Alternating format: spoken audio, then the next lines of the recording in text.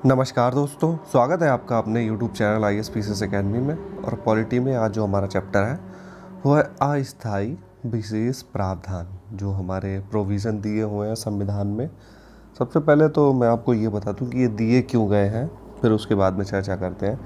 देखिए, जब हमारा संविधान बन रहा था तो उस समय कुछ ऐसे क्षेत्र थे जिनको परिस्थितियों के आधार पर कुछ विशेष छूट या कहें उनको कुछ विशेष प्रोविज़न वहाँ पे दिए गए, क्योंकि वहाँ पे ऐसी परिस्थितियाँ थीं कि सभी चीज़ें सामान्य नहीं थीं। आप अगर बात करें जम्मू कश्मीर की, तो वहाँ पर भी आप देख लीजिए कि वहाँ पे भी अभी तो 370 जो आपका आर्टिकल है वो समाप्त हो चुका है। और क्योंकि वहाँ पर कुछ विवाद चल रहा था नागरिकता को लेकर, जिसमें आप 35A का जो आपका आर्टिकल है वो भी अभी तो समाप्त कर दिया गया है। तो वहाँ पे कुछ ऐसी परिस्थितियाँ थी, आप देखेंगे कि कोई जनजातीय क्षेत्र है तो वहाँ वहाँ के लिए क्या है कि सामान्य रूल्स वहाँ पे लागू नहीं हो सकते थे। तो वहाँ पे कुछ स्पेशल प्रोविज़न बनाए थे हमारे संविधान निर्माताओं ने, लेकिन उनको अस्थायी कर दिया गया था। उनको लिख दिया गया है कि ये चीज़ें अस्थायी हैं। चीज़ें अगर वहाँ पर सामान्य हो जाती हैं तो उनके बाद में इनको भी जो इनको स्पेशल पावर या फिर स्पेशल जो भी प्रावधान है इनको भविष्य में समाप्त भी किया जा सकता है। तो उन्हीं को देखेंगे कि हमारे संविधान में कहाँ कहाँ पे प्रोविज़न है, किस आर्टिकल में किस स्टेट के लिए क्या क्या जो है स्पेशल प्रावधान किस आर्टिकल में दिए हुए हैं। बस इतना स्मॉल से इन्फॉर्मेशन हम लोग देखेंगे, ज़्यादा डीप में नहीं जाएंगे। तो चलिए हम लोग स्टार्ट करते हैं कि अभी तक देखिए कितने क्वेश्चन पूछे गए हैं प्रीवियस ईयर में। हम लोगों को बस उन्हीं पे फोकस करना है, घुमा फिरा के वही क्वेश्चन रिपीट हो जाते हैं आपके। तो चलिए हम लोग स्टार्ट करते हैं कि भारतीय संविधान में विभिन्न राज्यों से संबंधित विशिष्ट प्रावधान का उल्लेख है। तो आप देखेंगे कि जो आपके विशिष्ट हैं तो वो आपके अनुच्छेद 371 से 371 का सब क्लॉज जे है, यहाँ तक आपको मिलेंगे अस्थायी विशेष उपबंध। अगला है कि भारत के संविधान के अनुच्छेद, देखिए आपका 371 का जो सब क्लॉज खा है इसमें जो है विशेष उपबंध प्रावधानित है। तो देखिए जो असम स्टेट है वहाँ पे जो जनजातीय इलाका और भी कुछ परिस्थितियाँ ऐसी थीं जिनके लिए विशेष उपबंध बनाए गए थे, तो इनको कहाँ पे रखा गया, अनुच्छेद 371 के सब क्लॉज खा में। बात करें कि 371 के अंतर्गत किसको विशेष प्रावधान मिले हैं, तो आप देखते हैं कि महाराष्ट्र और गुजरात को जो है 371 आर्टिकल में इनको जो रियायत दी गई है वो लिखी है 371 में। भारतीय संविधान देखिए ये तो अब समाप्त हो चुका है, लेकिन देख लेते हैं कि भारतीय संविधान का अनुच्छेद 370 एक अस्थायी और संक्रमणकालीन उपबंध है। इसी वजह से जो जम्मू कश्मीर को स्पेशल पावर थी वो हटा दी गई, क्योंकि वहाँ पे ये अस्थायी वर्ड हमारे संविधान निर्माता लिख के गए थे कि ये ज़रूरत पड़ने पर इसको समाप्त भी किया जा सकता है। उसी के बेसिस पे जो है गवर्नमेंट ने इसको समाप्त कर दिया था। घटनाएं सही कालानुक्रम में देखते हैं तो ये क्वेश्चन पूछा गया था जब कश्मीर का जो है इशू उठा था, जब 370 ख़त्म कर दी गई थी, तो ये करंट अफेयर चर्चा में रहा था। तो इसको क्वेश्चन को आपसे पूछ लिया गया था घटना क्रम जो था वो लगाने को। देखिए सबसे पहले क्या हुआ था कि महाराजा हरि सिंह ने विलय पत्र पर हस्ताक्षर किए थे, उसके बाद में जो है वहाँ पर भारत का संविधान लागू हुआ।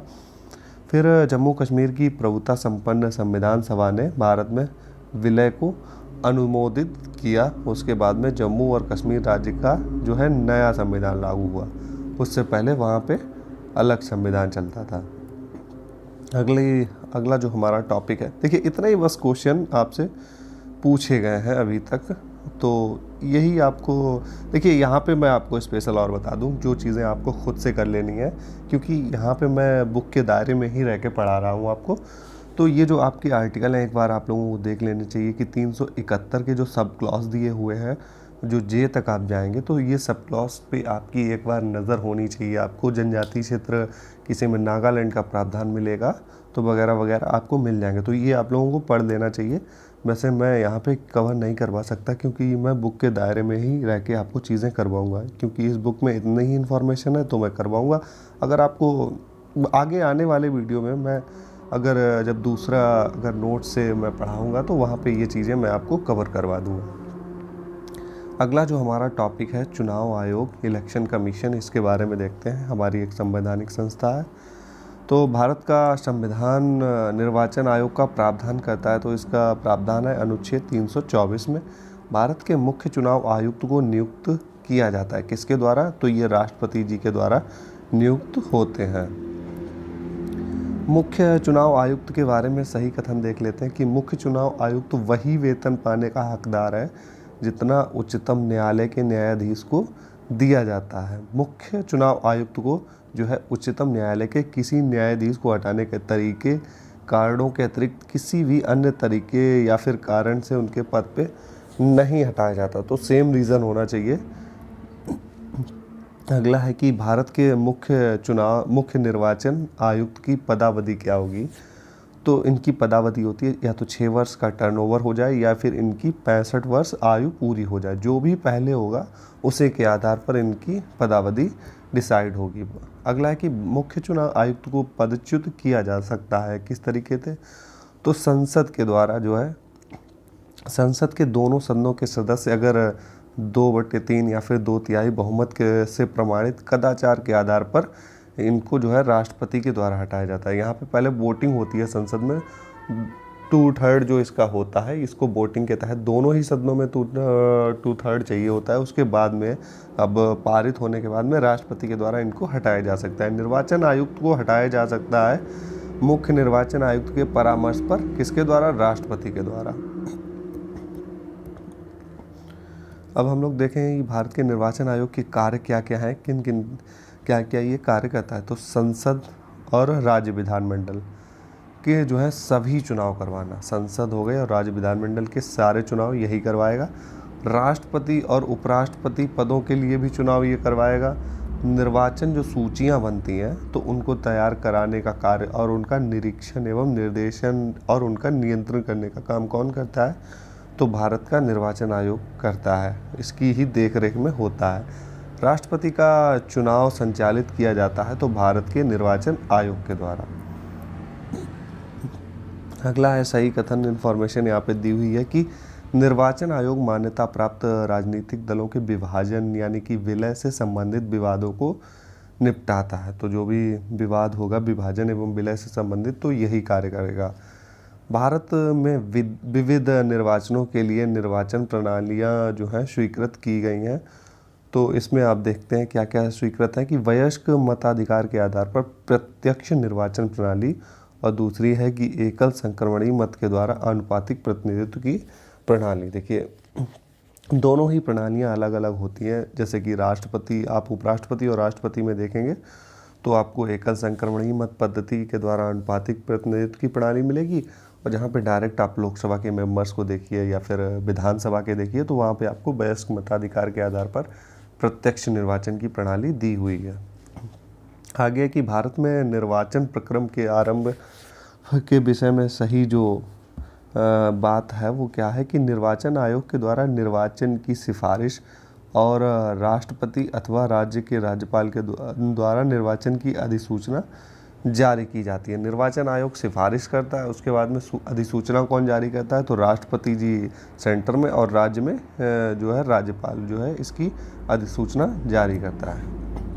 देखिए यहाँ पे मैं आपको रिवीजन करवा रहा हूँ, अगर ये चीज़ें आपको डिटेल में पढ़नी है तो आप हमारी प्लेलिस्ट में जा सकते हैं, वहाँ पे मैंने आपको डिटेल में एक एक चीज़ें पॉलिटी में कवर करवाई हैं। अपने हैंड रिटन नोट से मैंने खुद ही नोट्स बनाए और उन्हीं के आधार पर मैंने आपको पढ़ाया। तो आप वहाँ पे जाके उन वीडियोस को देख सकते हैं, आपके कॉन्सेप्ट क्लियर हो जाएंगे। एक एक चीज़ मैंने वहाँ पे अच्छे से डिटेल में आपको समझाई है, क्या चीज़ होती है ये अनुपातिक प्रणाली वगैरह वगैरह, जो भी निर्वाचन आयोग से संबंधित। वहाँ आप अगर निर्वाचन आयोग का वीडियो देखते हैं तो उसके बाद में आपसे निर्वाचन आयोग का कोई भी क्वेश्चन नहीं छूटेगा, वहाँ पे आपको सारे लेक्चर पढ़े हुए हैं। अगला है कि संसद के सदस्य की निरर्ताओं से संबंधित प्रश्न का विनिश्चय करते समय राष्ट्रपति जो है राय प्राप्त करता है। तो इनको जो है राय किससे लेनी पड़ती है? भारत के निर्वाचन आयोग की।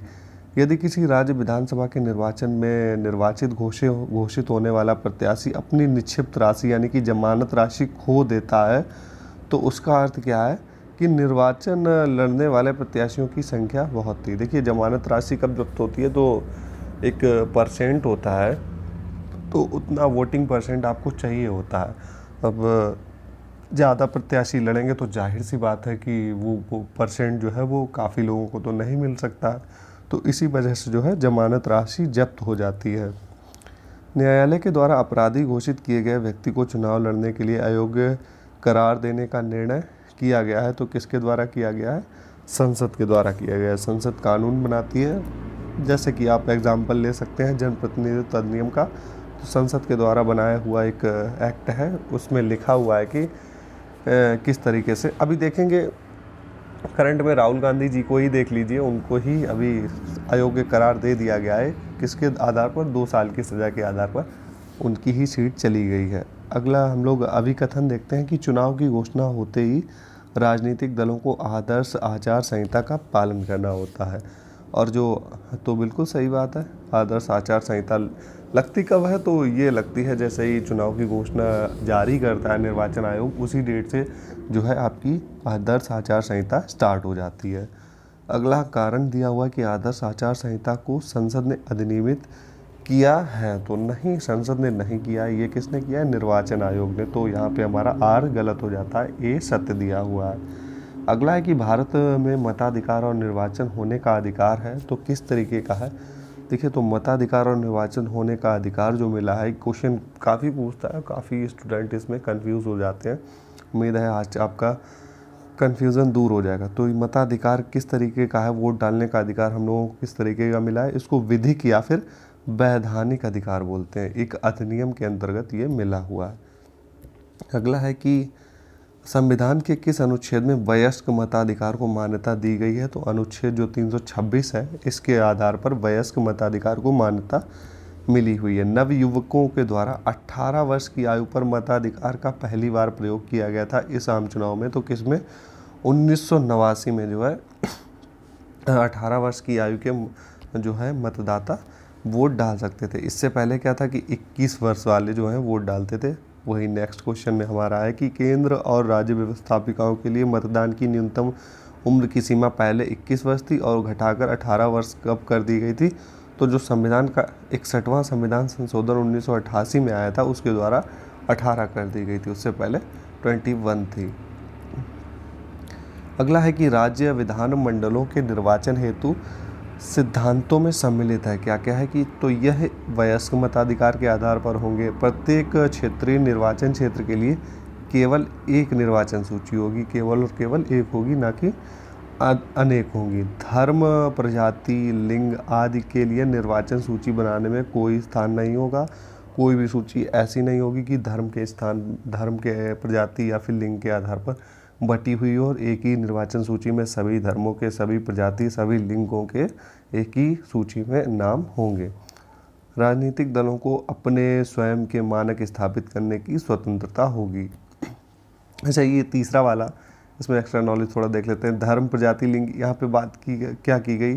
पहले क्या था कि जब अंग्रेज थे तो उन्होंने क्या कर दिया था, पृथक निर्वाचन जो है कर दिया था। उसमें क्या होता था कि उन्होंने फूट डालो और राज करो की जो नीति पॉलिसी लेके आए थे। तो उसमें क्या था कि जैसे ही वोट पड़ते थे, मान लीजिए कोई धर्म के आधार पर उन्होंने सूचियाँ बांट दी थी। तो क्या था, मान लीजिए कोई कैंडिडेट अगर हिंदू खड़ा है तो उसको वोट डालने के लिए सभी हिंदू ही जाएंगे, ना कि अदर कास्ट, मुस्लिम हो गया, सिख हो गया, तो वो जाके वहाँ पे उसको वोट नहीं कर सकते थे। तो इस तरीके से वहाँ पे जो है लागू कर दिया था। मान लीजिए मुस्लिम कैंडिडेट खड़ा है तो उसको वोट जो डालने जाएंगे मतदाता, वो मुस्लिम ही जाएंगे। उसका चुनाव सिर्फ और सिर्फ मुस्लिमों के आधार पर होता था। तो ये निर्वाचन सूचियाँ अलग अलग बनी थी, जो कि हमारा जो संविधान बना तो उसमें ये बात लिख दी गई कि एक ही निर्वाचन सूची होगी, ऐसा नहीं है कि पृथक सूचियाँ हों।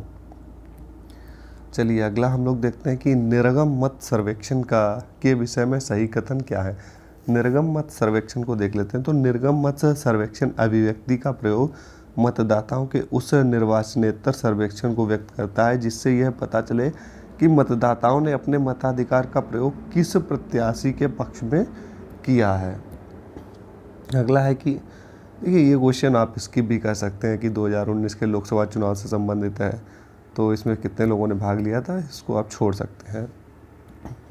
जनप्रतिनिधित्व अधिनियम 1996 द्वारा निर्वाचित विधि में हाल में हुए संशोधन में क्या सही है। तो 1996 देखिए बना कब था, 1950 में, फिर उसके बाद में 51 में संशोधित हुआ, फिर 1996 में। अब यहाँ पे बात हो रही क्वेश्चन में 1996 में जो संशोधन हुआ तो उसमें क्या चीज़ ऐड हुई। तो उसमें जो ऐड हुआ था कि भारतीय राष्ट्रीय ध्वज अथवा भारत के संविधान के अपमान के अपराध के लिए किसी दोष सिद्ध होने पर दोष सिद्धि की तिथि से जो है 6 वर्ष के लिए संसद और राज्य विधानमंडलों के लिए चुनाव लड़ने से अयोग्य हो जाएगा अगर वो राष्ट्रीय ध्वज या फिर भारत के संविधान का अपमान के अपराध का दोषी पाया जाता है। तो 6 वर्ष तक वो चुनाव नहीं लड़ पाएगा। और क्या होगा कि लोकसभा के लिए चुनाव लड़ने हेतु अभ्यर्थी के द्वारा जमा की जाने वाली जो प्रतिभूति निक्षेप में वृद्धि कर दी गई थी इसके आधार पर कि जो जमानत राशि थी वो भी इसमें बढ़ा दी गई थी, जिससे कि जिनका जो सीरियस कैंडिडेट नहीं है तो उनका कहीं ना कहीं मनोबल डाउन हो जाए, तो इसलिए जो है ये राशि बढ़ा दी गई थी। चुनाव लड़ने वाले किसी अभ्यर्थी की मृत्यु हो जाने पर अब किसी निर्वाचन को प्रत्यादिष्ट नहीं किया जा सकता और कोई अभ्यर्थी अब 2 से अधिक निर्वाचन जो संसदीय निर्वाचन क्षेत्र है उसके लिए खड़ा नहीं हो सकता। और वर्तमान में तो अब चर्चा होने लगी है कि एक प्रत्याशी एक ही जगह से चुनाव लड़ेगा। शायद ये अगले चुनाव में हमको 2024 में ये देखना भी हो सकता है कि हम लोग इसको ही देखें कि अब जो है, जैसे कि आप देखते हैं कि प्रधानमंत्री मोदी जी 2 सीटों से लड़े, राहुल गांधी जी का भी एग्जाम्पल आप ले सकते हैं, और भी अन्य नेता हैं जो एक साथ 2 सीटों से लड़ते हैं। और जो दूसरी सीट जो है, आप रह तो एक ही सीट से रह सकते हैं सांसद, दूसरी सीट जो आप छोड़ते हैं तो वहाँ पे फिर दोबारा से उपचुनाव में कितना खर्चा होता है। तो ये सब चीज़ें बचाने के लिए निर्वाचन आयोग अभी ये सुधार करने वाला है, शायद 24 में ही हो जाए कि अब जो है एक ही सीट से लड़ सकते हो। अगला है कि दिनेश गोस्वामी समिति ने सिफारिश की थी किसकी, लोकसभा के चुनाव के सरकारी निधियन की जो है इन्होंने सिफारिश की थी। दिनेश गोस्वामी समिति का संबंध कैसे है, तो निर्वाचन सुधारों से है। उस देश में आनुपातिक प्रतिनिधित्व तो आवश्यक नहीं है जहां पर द्विदलीय प्रणाली विकसित है, वहां पे आनुपातिक प्रतिनिधित्व की आवश्यकता नहीं पड़ती है। अगला है कथन दे रखा है कि संसद तथा राज्य विधानमंडलों के स्वतंत्र तथा निष्पक्ष चुनाव कराने की शक्तियां एक स्वतंत्र इकाई अर्थात निर्वाचन आयोग को दी गई हैं। तो बिल्कुल सही बात है, जो निर्वाचन आयोग है वो हमारा स्वतंत्र इकाई की तरह कार्य करता है। कारण क्या है कि निर्वाचन आयुक्तों को पदों से हटाने का अधिकार कार्यपालिका के पास में है। तो दोनों ही चीज़ें सही हैं, बिल्कुल कार्यपालिका ही हटा सकती है, राष्ट्रपति के द्वारा हटाया जा सकता है, लेकिन यहाँ पे जो है मैचिंग नहीं, स्पष्टीकरण सही हमारा नहीं निकल के आ रहा है। तो स्टेटमेंट तो दोनों ही हैं लेकिन स्पष्टीकरण बिल्कुल यहाँ पे नहीं कर पा रहा है। निर्वाचन आयोग को 3 सदस्यीय आयोग कब बनाया गया, 1989 में, उससे पहले कहता था 2 सदस्यीय। अगला है कि इसका चुनाव भारतीय निर्वाचन आयोग के द्वारा संपादित नहीं होता, किसका, स्थानीय निकाय, लोकल जो गवर्नमेंट होती है हमारे यहाँ पे, आप देखेंगे गांव में जो प्रधानी का चुनाव होता है उसको कौन करवाता है, तो राज्य निर्वाचन आयोग। अगर आप राज्य विधानमंडल का चुनाव, यहाँ पे कन्फ्यूज़न हो जाता है, जैसे कि आपसे ऑप्शन में पूछ लेगा कि राज्य विधानमंडल का चुनाव कौन करवाता है, तो आप कन्फ्यूज़न में राज्य निर्वाचन आयोग लगा सकते हैं, लेकिन वो कौन करवाता है, भारत का निर्वाचन आयोग। राज्य निर्वाचन आयोग किसका चुनाव करवाता है, स्थानीय निकायों का, लोकल जो गवर्नमेंट होती है उनका चुनाव करवाने का काम होता है राज्य निर्वाचन आयोग का। अगला सही कथन, थोड़ा देखिए गले में थोड़ा प्रॉब्लम है तो आवाज़ में थोड़ा सा आप समझ सकते हैं कि उतनी अच्छी नहीं आ रही होगी। तो सही कथन क्या है कि लोकसभा की 543 निर्वाचित सीटों में से 84 सीटें जो हैं वो अनुसूचित जातियों और 47 सीटें अनुसूचित जनजातियों के लिए आरक्षित हैं। तो जो हमारी लोकसभा में सीटें हैं उसमें आप देखते हैं कि 84 सीटें एससी के लिए और 47 सीटें एसटी के लिए रिजर्व्ड करी गई हैं। आगे देखते हैं कि निर्वाचन क्षेत्र किसी निर्वाचन क्षेत्र को आरक्षित करने का निर्णय परिसीमन आयोग के द्वारा लिया जाता है। जो भी ये आप देखेंगे कि अभी 550 सीटें हैं तो इनको घटाने बढ़ाने का काम कौन करता है, तो वो करता है परिसीमन आयोग, जो है इसकी संस्तुति करता है। वो देखता है कि जनसंख्या के आधार पर, क्षेत्र के आधार पर सीटों की संख्या। आप देखेंगे अभी तो 2026 तक जो है ये स्थायी रूप से आप देखेंगे कि 550 रखी गई हैं। 2026 के बाद में देखते हैं की सीटें बढ़ भी सकती हैं। इसी तरीके से आप देखते हैं कि जो हमारी नई संसद बनाई गई है उसमें ये क्यों बनाई गई, इन चीज़ों को लेकर आपको जागरूक होना चाहिए कि मान लीजिए 2026 तक तो सीटें निश्चित ही हैं कि इतनी ही रहने वाली हैं। उसके बादों में जब संख्या बढ़ेगी मेंबर्स की तो वो कहाँ पे बैठेंगे, तो उनके लिए जगह भी तो होनी चाहिए। तो इसी वजह से हमारे जो संसद का जो है रिकन्स्ट्रक्शन किया गया है कि ज़्यादा से ज़्यादा मेंबर उसमें अब बैठ सकते हैं, बैठ पाएंगे, क्योंकि आने वाले समय में ज़्यादा जगह की ज़रूरत होगी क्योंकि ये संख्या बढ़ने वाली है। आप देखेंगे कि कब से 1971 के बाद से जो है यही संख्या चली आ रही है, तो अब संख्या पॉपुलेशन तो बढ़ रही है, तो अब जो है वहाँ पे सीटें भी बढ़ने वाली हैं। परिसीमन आयोग की नियुक्ति केंद्र सरकार के द्वारा की जाती है, ये भी आप लोगों को याद रखना चाहिए।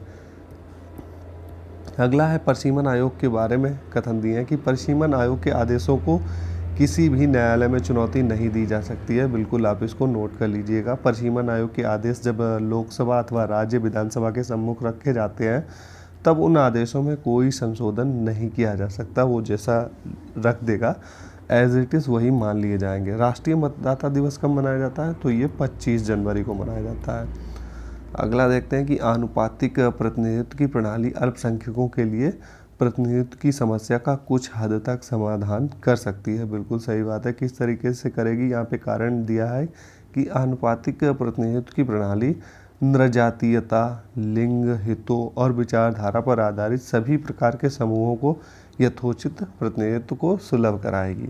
तो बिल्कुल सही बात है। इसी तरीके से जो है समस्या का समाधान हो सकता है। अल्पसंख्यक अगर चुनाव लड़ेगा तो जाहिर सी बात है कि वो चुनाव नहीं जीत सकता। उसी वजह से आनुपातिक जब उसको प्रतिनिधित्व मिलेगा, उनके अनुपात में अगर उनको जितनी संख्या है उसी के आधार पर उनको प्रतिनिधित्व मिलना चाहिए। इसी तरीके से समस्या का हल निकल सकता, नहीं तो वो अल्पसंख्यक जो है वो कभी चुनाव नहीं जीत सकते हैं।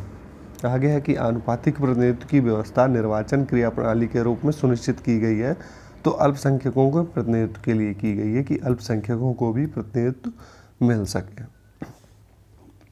अगला है कि कथन दिया हुआ है कि राज्य निर्वाचन आयोग क्या है, एक संवैधानिक प्राधिकरण है। तो आपसे पूछा जा सकता है कि इसमें से कौन जो है संवैधानिक प्राधिकरण है। आपसे राज्य निर्वाचन आयोग, नीति आयोग और योजना आयोग इस तरीके से आपसे ऑप्शन में दे देगा, उसमें आपको छांटना पड़ता है यहाँ पे। और यहाँ पे कारण क्या दिया है कि ग्रामीण स्थानीय निकायों के निर्वाचन पर भारत के निर्वाचन आयोग का निरीक्षण रहता है। तो बिल्कुल गलत दिया हुआ है। तो ये देखिए, संवैधानिक प्राधिकरण का सिंपल सा मतलब है कि संविधान में इसका प्रावधान दिया है किसी न किसी आर्टिकल में। भारत की प्रथम महिला मुख्य निर्वाचन आयुक्त नियुक्त हुई थी, तो ये थी VS रमा देवी। भारत में मतदान हेतु प्रयुक्त मशीन जो वीवीपैट का संस्करण है वो कौन सा है, M2 और M3।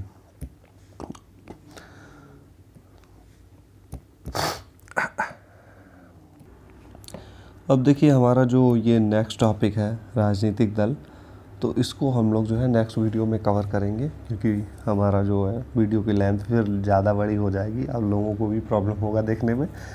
तो इसके बारे में हम लोग कल पढ़ेंगे किस तरीके से राजनीतिक दल जो है, राष्ट्रीय और क्षेत्रीय दल, क्या क्या इनमें बीच में अंतर होता है, क्या क्या इनकी जो है क्राइटेरिया रखा गया है, किस आधार पर इनको राष्ट्रीय दल कहा जा सकता है, क्षेत्रीय दल, ये सब चीज़ों की चर्चा हम लोग कल करेंगे। तो उम्मीद है आज का वीडियो आप लोगों को पसंद आया होगा। तो बने रहिए, अगर इसी तरीके के और भी वीडियो आप लोगों को चाहिए तो हमारे साथ में बने रहिए।